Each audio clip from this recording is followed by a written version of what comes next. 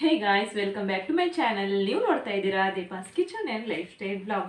ಇವತ್ತಿನ ವಿಡಿಯೋದಲ್ಲಿ ನಾನು ಡ್ಯಾಂಡ್ರಫ್ಗೆ ಯಾವ ರೀತಿ ನಾವು ಪರಿಹಾರವನ್ನು ಕಂಡುಕೊಳ್ಬೋದು ಅನ್ನೋದನ್ನು ತಿಳಿಸ್ಕೊಡ್ತಾ ಇದ್ದೀನಿ. ಮನೆಯಲ್ಲೇ ನಾವು ಒಂದು ಎಫೆಕ್ಟಿವ್ ಆದಂತಹ ಹೋಮ್ ರೆಮಿಡಿನ ಮಾಡ್ಕೊಳ್ಬೋದು. ಯಾರಿಗೆಲ್ಲ ಡ್ಯಾಂಡ್ರಫ್ ಪ್ರಾಬ್ಲಮ್ ಇದೆ ಖಂಡಿತವಾಗ್ಲೂ ಇವತ್ತಿನ ವಿಡಿಯೋನ ಮಿಸ್ ಮಾಡದೆ ನೋಡಿ ಅಂತ ಕೇಳ್ಕೊತೀನಿ. ಫಸ್ಟ್ ನಾನು ಡ್ಯಾಂಡ್ರಫ್ ಏನಕ್ಕಾಗಿ ಬರುತ್ತೆ ಅನ್ನೋದನ್ನು ತಿಳಿಸ್ಕೊಡ್ತೀನಿ. ಆ ನಂತರ ಈ ಹೋಮ್ ರೆಮಿಡಿನ ನಾವು ಯಾವ ರೀತಿ ತಯಾರಿಸ್ಕೊಳ್ಬೋದು ಅನ್ನೋದನ್ನ ತಿಳಿಸ್ಕೊಡ್ತೀನಿ. ಆ ನಂತರ ಇದನ್ನ ಯಾವ ರೀತಿ ನಾವು ಅಪ್ಲೈ ಮಾಡ್ಕೊಳ್ಳೋದು, ಎಷ್ಟು ಬಾರಿ ವಾರಕ್ಕೆ ಎಷ್ಟು ಬಾರಿ ಎಲ್ಲ ಅಪ್ಲೈ ಮಾಡ್ಕೊಳ್ಬೇಕು ಅನ್ನೋದನ್ನ ನಾನು ನಿಮಗೆ ತಿಳಿಸ್ಕೊಡ್ತಾ ಇದ್ದೀನಿ. ಸೊ ವಿಡಿಯೋನ ಸ್ಕಿಪ್ ಮಾಡಲಿಕ್ಕೆ ಹೋಗ್ಬೇಡಿ, ಕಂಪ್ಲೀಟ್ ಆಗಿ ವಿಡಿಯೋನ ನೋಡಿ. ನಿಮಗೂ ಕೂಡ ಡ್ಯಾಂಡ್ರಫ್ ಪ್ರಾಬ್ಲಮ್ ಇದ್ರೆ ಖಂಡಿತವಾಗೂ ಈ ವಿಡಿಯೋ ಹೆಲ್ಪ್ ಆಗುತ್ತೆ ಅಂತ ನಾನು ಹೇಳ್ತೀನಿ. ನೆಕ್ಸ್ಟ್ ನಾವು ಸ್ಟಾರ್ಟ್ ಮಾಡೋಣ. ಫಸ್ಟ್ ಮೊದಲನೇದಾಗಿ ಡ್ಯಾಂಡ್ರಫ್ ನಮಗೆ ಏನಕ್ಕಾಗಿ ಬರುತ್ತೆ ಅನ್ನೋದನ್ನ ತಿಳ್ಕೊಳ್ಳೋಣ. ಡ್ಯಾಂಡ್ರಫ್ ಏನಕ್ಕಾಗಿ ಬರುತ್ತೆ ಅಂತ ಹೇಳಿದ್ರೆ, ಮೊದಲನೇದಾಗಿ ಹೇಳೋದಾದ್ರೆ ಮೆನ್ ಆ್ಯಂಡ್ ವುಮೆನ್ ಇಬ್ಬರಿಗೆ ಕಂಪೇರ್ ಮಾಡಿ ನೋಡಿದ್ರೆ ಹೆಚ್ಚಾಗಿ ಡ್ಯಾಂಡ್ರಫ್ ಕಾಣಿಸ್ಕೊಳ್ಳೋದು ಗಂಡಸರಲ್ಲಿ ಅಂತ ಹೇಳ್ಬೋದು. ಹೌದು, ಹೆಚ್ಚಾಗಿ ಕಂಪೇರ್ ಮಾಡಿದ್ರೆ ಮೆನ್ ಆ್ಯಂಡ್ ವುಮೆನ್ಗೆ ಹೆಚ್ಚಾಗಿ ಮೆನ್ನಲ್ಲಿ ಡ್ಯಾಂಡ್ರಫ್ ಪ್ರಾಬ್ಲಮ್ ಹೆಚ್ಚಾಗಿ ಕಾಣಿಸ್ಕೊಳ್ತದೆ. ಇನ್ನು ಡ್ಯಾಂಡ್ರಫ್ ಏನಕ್ಕಾಗಿ ಬರುತ್ತೆ ಅಂತ ಹೇಳಿದ್ರೆ, ನೀವು ಕರೆಕ್ಟಾಗಿ ಹೇರ್ ವಾಶ್ ಮಾಡ್ಕೊಂಡಿಲ್ಲ ಅಂತ ಹೇಳಿದ್ರೆ ಡ್ಯಾಂಡ್ರಫ್ ಬರುತ್ತೆ. ಸೋಪ್ ಅಥವಾ ಶ್ಯಾಂಪೂನ ನೊರೆ ಹಾಗೆ ನಿಂತು ಕೂದಲಲ್ಲಿ ಡ್ಯಾಂಡ್ರಫ್ ಆಗುವಂತಹ ಚಾನ್ಸಸ್ ಇರುತ್ತೆ. ಇನ್ನು ಸ್ಕಾರ್ಫ್ ಡ್ರೈ ಆಗಿ ನಮ್ಮ ಕೂದಲಿನ ಬುಡ ಡ್ರೈ ಆಗಿ ಒಂಥರ ಸಿಪ್ಪೆ ಸಿಪ್ಪೆ ಥರ ಏಳಲಿಕ್ಕೆ ಸ್ಟಾರ್ಟ್ ಆಗುತ್ತೆ. ಇದೇ ಡ್ಯಾಂಡ್ರಫ್ ಅಂತ ಹೇಳ್ಬೋದು. ಸ್ಕಾರ್ಫ್ ಡ್ರೈ ಆಗದೆ ಇರೋ ಥರ ನೋಡ್ಕೊಳ್ಳೋದು ಕೂಡ ತುಂಬಾ ಇಂಪಾರ್ಟೆಂಟ್ ಆಗಿರುತ್ತೆ. ಡ್ಯಾಂಡ್ರಫ್ ಅಂದ ತಕ್ಷಣ ತುಂಬ ಮುಜುಗರ ಆಗುತ್ತೆ. ಯಾಕಂತ ಹೇಳಿದ್ರೆ ಕೆಲವರಿಗೆ ಹೆಚ್ಚಾಗಿರುತ್ತೆ ಡ್ಯಾಂಡ್ರಫ್. ನಾವು ಹೊರಗಡೆ ಹೋದಾಗ ಅಥವಾ ನಾವು ಬ್ಲ್ಯಾಕ್ ಕಲರ್ ಏನಾದರೂ ಡ್ರೆಸ್ ಹಾಕ್ಕೊಂಡ್ರೆ ಶೋಲ್ಡರ್ ಮೇಲೆಲ್ಲ ಡ್ಯಾಂಡ್ರಫ್ ಬಿದ್ದಿರುತ್ತೆ. ಸೊ ಸ್ವಲ್ಪ ನಮಗೆ ಮುಜುಗರ ಅಂತ ಹೇಳ್ಬೋದು. ಡ್ಯಾಂಡ್ರಫ್ನ ಆದಷ್ಟು ಕಂಟ್ರೋಲ್ ಮಾಡ್ಕೊಳ್ಳೋದು ಉತ್ತಮ ಅಂತ ಹೇಳೋಕ್ಕೆ ಬಯಸ್ತೀನಿ ನಾನು. ಡ್ಯಾಂಡ್ರಫ್ ಅಂದ ತಕ್ಷಣ ತುಂಬ ಸೀರಿಯಸ್ ಆಗಿ ತಗೊಳ್ಳುವಂತಹ ಮ್ಯಾಟರ್ ಏನಿಲ್ಲ. ಇದಕ್ಕೆ ಕರೆಕ್ಟಾಗಿ ಸೂಕ್ತವಾದ ಕ್ರಮದಲ್ಲಿ ಇದನ್ನು ನಾವು ಸರಿಪಡಿಸ್ಕೊಂಡ್ರೆ ಇದರಿಂದ ನಮಗೆ ಏನು ಪ್ರಾಬ್ಲಮ್ ಇಲ್ಲ. ನಾವು ಯಾವಾಗ ಡಾಕ್ಟ್ರನ್ನ ಕನ್ಸಲ್ಟ್ ಮಾಡಬೇಕಾಗತ್ತೆ ಅಂತ ಹೇಳಿದ್ರೆ, ತಲೆಯ ಬುಡದಲ್ಲಿ ರೆಡ್ ಕಲರ್ ಆಗಿ ರಕ್ತ ಥರ ಬರೋ ಥರ ಅಥವಾ ಥರ ಗಜ್ಜಿ ಥರ ಆದರೆ, ಈ ಥರ ಏನಾದರೂ ನೀವು ಪ್ರಾಬ್ಲಮ್ ಫೇಸ್ ಮಾಡ್ತಿದ್ರೆ ನೀವು ಇಮಿಡಿಯೇಟಾಗಿ ಡಾಕ್ಟ್ರನ್ನ ಮೀಟ್ ಮಾಡಬೇಕಾಗುತ್ತೆ. ಇದಕ್ಕೆ ಡಾಕ್ಟ್ರಿಂದ ಸೊಲ್ಯೂಷನನ್ನು ಪಡ್ಕೊಳ್ಬೇಕಾಗುತ್ತೆ. ಸೊ ಇಲ್ಲ ಡ್ಯಾಂಡ್ರಫ್ ಸ್ವಲ್ಪ ಇದೆ ಅಥವಾ ಈ ಥರ ಗಜ್ಜಿ ಏನೂ ಆಗಿಲ್ಲ ನಮಗೆ, ಬಟ್ ಡ್ಯಾಂಡ್ರಫ್ ಕೂದಲಲ್ಲಿ ಇದೆ ಅಂತ ಹೇಳೋದಾದರೆ ನಾನು ಇವತ್ತು ಹೇಳ್ಕೊಡುವಂತಹ ರೆಮಿಡಿನ ನೀವು ಫಾಲೋ ಮಾಡಿ.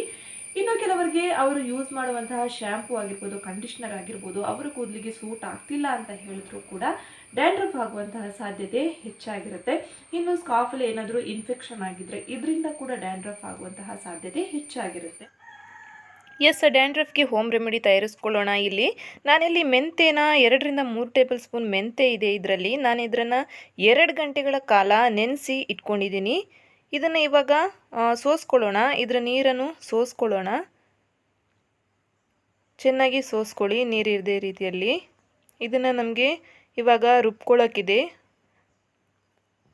ಸೋಸ್ಕೊಂಡಾದ ನಂತರ ಇದನ್ನು ಒಂದು ಮಿಕ್ಸಿ ಜಾರ್ಗೆ ಹಾಕ್ಕೊಳ್ಳಿ. ನೀರನ್ನ ಸೈಡಿಗೆ ಎತ್ತಿಟ್ಬಿಡಿ, ಬೇಕಾಗುತ್ತೆ ನೀರು ನಮಗೆ. ಆಮೇಲೆ ಸಣ್ಣ ಮಿಕ್ಸಿ ಜಾರ್ಗೆ ಹಾಕ್ಕೊಳ್ತಾ ಇದ್ದೀನಿ ನಾನಿವಾಗ ಮೆಂತೆನ. ಇದನ್ನು ಹಾಗೆ ತರ್ತರಿಯಾಗಿ ರುಬ್ಕೊಳ್ಬೇಕು. ಇವಾಗ ಇದಕ್ಕೆ ನೀರು ಏನು ಆ್ಯಡ್ ಮಾಡೋ ಹಾಗೆ ಇಲ್ಲ. ನೆಂದಿರೋದ್ರಿಂದ ಅದು ಚೆನ್ನಾಗಿ ಗ್ರೈಂಡ್ ಆಗುತ್ತೆ. ಇದಕ್ಕೆ 1 ತುಂಡು ಶುಂಠಿ ಹಾಕ್ತಾಯಿದ್ದೀನಿ ನಾನಿಲ್ಲಿ. ಶುಂಠಿ ಸಿಪ್ಪೆ ತೆಗೆದು ಇಟ್ಕೊಂಡಿದ್ದೀನಿ ನಾನಿಲ್ಲಿ. 1 ತುಂಡು ಶುಂಠಿ ಹಾಕ್ತಾಯಿದ್ದೀನಿ. ಇದನ್ನು ಚೆನ್ನಾಗಿ ಪೇಸ್ಟ್ ಮಾಡ್ಕೊಳ್ಳೋಣ. ಇಲ್ಲಿ ನೋಡ್ತಾ ಇದ್ದೀರಲ್ವಾ, ನಾನು ನುಣ್ಣಕ್ಕೆ ಇದನ್ನು ಪೇಸ್ಟ್ ಮಾಡಿ ಇಟ್ಕೊಂಡಿದ್ದೀನಿ. ಇದನ್ನು ಒಂದು ಬೌಲ್ಗೆ ಹಾಕ್ತಾಯಿದ್ದೀನಿ ನಾನು ಮಿಕ್ಸಿ ಜಾರಿಂದ. ನೀಟಾಗಿ ಒಂದು ಬೌಲ್ಗೆ ಹಾಕ್ಕೊಳ್ಳಿ ಎಲ್ಲವನ್ನು ಕೂಡ.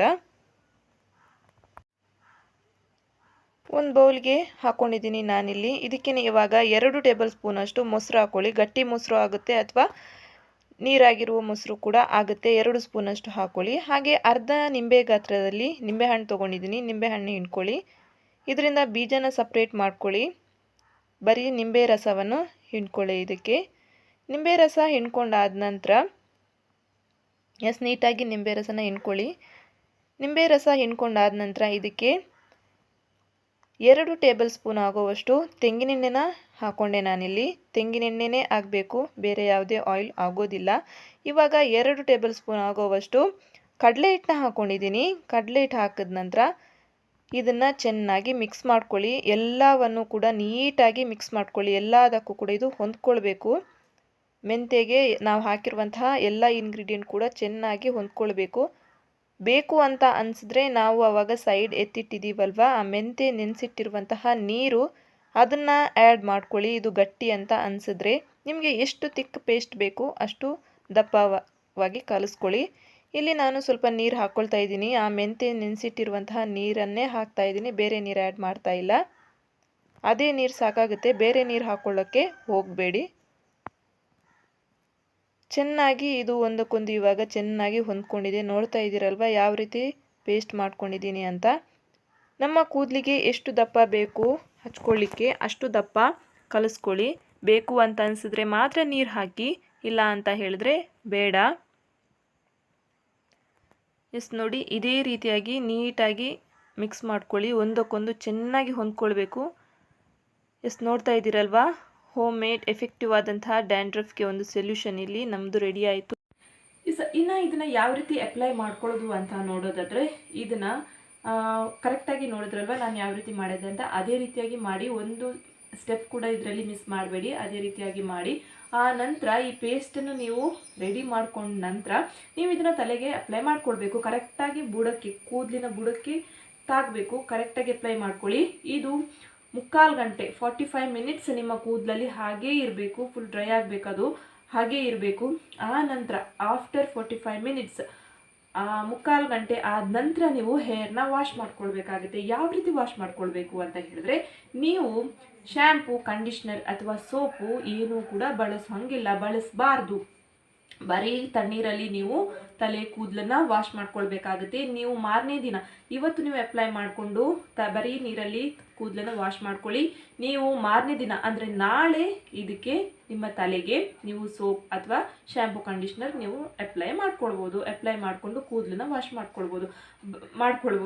ಬಟ್ ನೀವು ಇದನ್ನು, ಈ ಪೇಸ್ಟ್ನ ಅಪ್ಲೈ ಮಾಡ್ಕೊಂಡಂತಹ ದಿನ ನೀವು ಯಾವುದೇ ಸೋಪ್ ಅಥವಾ ಶ್ಯಾಂಪೂನ ಕೂದಲಿಗೆ ಅಪ್ಲೈ ಮಾಡೋಂಗಿಲ್ಲ.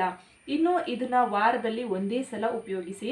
ವಾರದಲ್ಲಿ ಒಂದು ಸಲ ಇದನ್ನು ಅಪ್ಲೈ ಮಾಡಿಕೊಂಡ್ರೆ ಸಾಕಾಗುತ್ತೆ. ಇದನ್ನು ಎಷ್ಟು ದಿನಗಳ ತನಕ ಅಂದರೆ ಎಷ್ಟು ವಾರ ಉಪಯೋಗಿಸಬೇಕು ಅಂತ ಹೇಳಿದ್ರೆ 2 ತಿಂಗಳು ಅಂದರೆ 8 ವಾರ ಇದನ್ನು ನೀವು ಉಪಯೋಗಿಸ್ಕೊಳ್ಬೇಕು. 2 ತಿಂಗಳು, ವಾರಕ್ಕೆ ಒಂದು ಸಲ ನೀವು ಇದನ್ನು ಹಾಕ್ಕೊಳ್ಬೇಕು. ಅದೇ ರೀತಿಯಾಗಿ ಇದನ್ನು ನೀವು 8 ವಾರಗಳ ತನಕ ಇದನ್ನು ನೀವು ಕಂಟಿನ್ಯೂ ಮಾಡ್ಕೊಳ್ಬೇಕಾಗುತ್ತೆ. ನೋಡಿದ್ರಲ್ವಾ ಸ್ಟೆಪ್ ಬೈ ಸ್ಟೆಪ್ ನಾನು ಯಾವ ರೀತಿ ಮಾಡ್ಕೊಂಡೆ ಅಂತ. ನಾನು ಹೇಳಿದ ರೀತಿಯಲ್ಲೇ ಮಾಡಿ, ನಾನು ಹೇಳಿದ ರೀತಿಯಲ್ಲೇ ಅಪ್ಲೈ ಕೂಡ ಮಾಡಿ. ಖಂಡಿತವಾಗ್ಲೂ ನೀವು ಡ್ಯಾಂಡ್ರಫಿಂದ ಮುಕ್ತಿ ಪಡಿಬೋದು ಅಂತ ನಾನು ಹೇಳ್ತೀನಿ. ತುಂಬಾ ಎಫೆಕ್ಟಿವ್ ಆದಂತಹ ಒಂದು ಹೋಮ್ ರೆಮಿಡಿ ಇದು ಡ್ಯಾಂಡ್ರಫ್ ಹೋಗೋದು ಮಾತ್ರ ಅಲ್ಲದೆ ಹೇರ್ ಫಾಲ್ ಕೂಡ ಇದರಿಂದ ಕಡಿಮೆ ಆಗುತ್ತೆ. ಹೇರ್ ಫಾಲ್ ಪ್ರಾಬ್ಲಮ್ ಇರೋರು ಕೂಡ ಇದನ್ನು ಅಪ್ಲೈ ಮಾಡ್ಕೊಳ್ಬೋದು. ಹೇರ್ ಫಾಲ್ ಏನಕ್ಕಾಗಿ ಆಗುತ್ತೆ ಅಂತ ಹೇಳಿದ್ರೆ, ನಮ್ಮ ಸ್ಕಾರ್ಫ್ ಅಂದರೆ ಕೂದಲಿನ ಬುಡ ಡ್ರೈ ಆಗಿನೇ ಹೇರ್ ಫಾಲ್ ಆಗುವಂಥದ್ದು. ಸೊ ಕೂದಲಿಗೆ ಆಯಿಲನ್ನು ಚೆನ್ನಾಗಿ ಅಪ್ಲೈ ಮಾಡಿ. ಆಯಿಲ್ ಇಲ್ಲ ಅಂತ ಹೇಳಿದ್ರು ಕೂಡ ನಮ್ಮ ತಲೆ ಕೂದಲು ಉದುರೋಕ್ಕೆ ಸ್ಟಾರ್ಟ್ ಆಗುತ್ತೆ.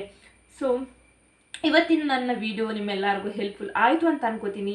ಇವತ್ತಿನ ವಿಡಿಯೋ ನಿಮ್ಮೆಲ್ಲರಿಗೂ ಹೆಲ್ಪ್ ಆಯಿತು ಅಂತ ನನಗೆ ಗೊತ್ತಾಗಬೇಕಾದ್ರೆ ನೀವೇನು ಮಾಡಬೇಕು, ನನ್ನ ಇವತ್ತಿನ ವಿಡಿಯೋಗೊಂದು ಲೈಕ್ ಕೊಡಿ. ನಿಮ್ಮೆಲ್ಲರಿಗೂ ವಿಡಿಯೋ ಇಷ್ಟ ಆಯಿತು ಅಂತ ನನಗೆ ಗೊತ್ತಾಗುತ್ತೆ. ಆವಾಗ ಇವತ್ತಿನ ವಿಡಿಯೋ ಇಲ್ಲಿಗೆ ಎಂಡ್ ಮಾಡ್ತೀನಿ. ನಾಳೆ ಇನ್ನೊಂದು ಹೊಸ ರೀತಿಯ ವಿಡಿಯೋಗೆ ನಾನು ನಿಮ್ಮನ್ನು ಭೇಟಿ ಮಾಡ್ತೀನಿ. ನೀವು ಯಾರೆಲ್ಲ ಸಬ್ಸ್ಕ್ರೈಬ್ ಮಾಡಲಿಲ್ಲ ನನ್ನ ಚಾನಲ್ಗೆ, ದಯವಿಟ್ಟು ನನ್ನ ಚಾನಲ್ಗೆ ಸಬ್ಸ್ಕ್ರೈಬ್ ಮಾಡಿ ಅಂತ ಕೇಳ್ಕೊತೀನಿ. ಆದಷ್ಟು ನನ್ನ ವಿಡಿಯೋಗಳನ್ನು ನಿಮ್ಮ ಎಲ್ಲ ಫ್ರೆಂಡ್ಸ್ ಆ್ಯಂಡ್ ಫ್ಯಾಮಿಲಿ ಜೊತೆಗೆ ಶೇರ್ ಮಾಡ್ಕೊಳ್ಳಿ. ಅವ್ರಿಗೂ ಕೂಡ ಹೆಲ್ಪ್ ಆಗ್ಬೋದು. ಏನಾದರೂ ಅವರು ಕೂಡ ಫೇಸ್ ಮಾಡ್ತಾ ಇದ್ರೆ ಇಂಥ ಪ್ರಾಬ್ಲಮ್ ಎಲ್ಲ, ಖಂಡಿತವಾಗ್ಲೂ ಅವ್ರಿಗೂ ಕೂಡ ಹೆಲ್ಪ್ ಆಗ್ಬೋದು. ಇವತ್ತಿನ ವಿಡಿಯೋ ಇಲ್ಲಿಗೆ ಏನು ಮಾಡ್ತೀನಿ. ನಾಳೆ ಇನ್ನೊಂದು ಹೊಸ ರೀತಿಯ ವಿಡಿಯೋಗೆ ನಾನು ನಿಮ್ಮನ್ನು ಭೇಟಿ ಮಾಡ್ತೀನಿ. ಅಲ್ಲಿವರೆಗೂ ನಮಸ್ಕಾರ.